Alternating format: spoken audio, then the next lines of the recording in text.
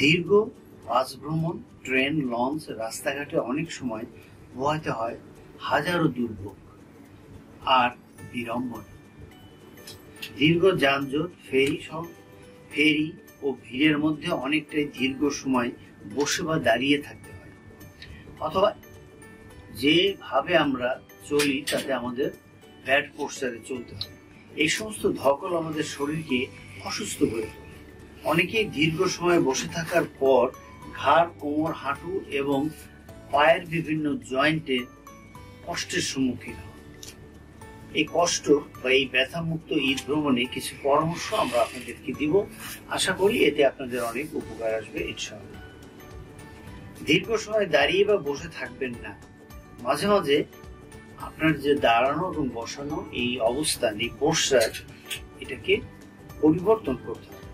যাত্রাপথে কিছুক্ষণ বিশ্রাম নিয়ে আবার যাত্রা শুরু করুন। অর্থাৎ আপনি গাড়ি চালাচ্ছেন, আপনি গাড়ি খানিকটা চালানোর পরে আপনি একটু রেস্ট নেন বা চা কফি খান, আপনি আবার গাড়ি চালান, এরকম বলছে যেটা আমরা বিশ্রাম নিই।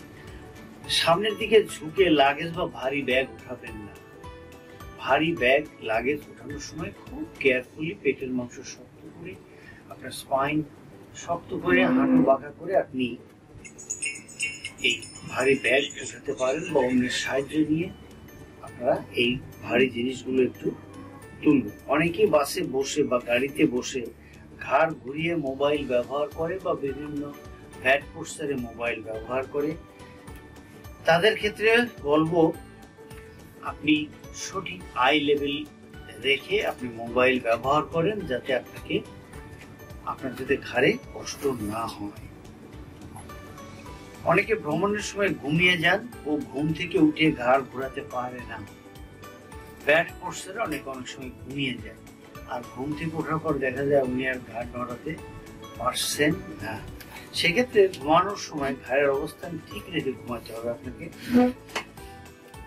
যারা আগে থেকেই ঘাড়, কোমর ও অন্যান্য জয়েন্টের ব্যথায় ভুগছেন, তারা মাস্কুলোস্কেলেটাল বিশেষজ্ঞ চিকিৎসকের পরামর্শ নিন এবং ভ্রমণ শুরু করুন। বাসে বা ট্রেনে বেশিক্ষণ হাঁটু ঝুলিয়ে বসবেন না। মাঝে মাঝে হাঁটু ভাঁজ ও সোজা করুন। হাঁটু সোজা রেখে পায়ের পাতা উপরের দিকে টানুন। 5 সেকেন্ড হোল্ড করুন। এরকম কয়েকবার করবেন। একইভাবে পায়ের পাতা নিচের দিকে নিন। এতে আপনার হাঁটু ব্যথা মুক্ত থাকবে ও পায়ের পাতা ফুলবে না।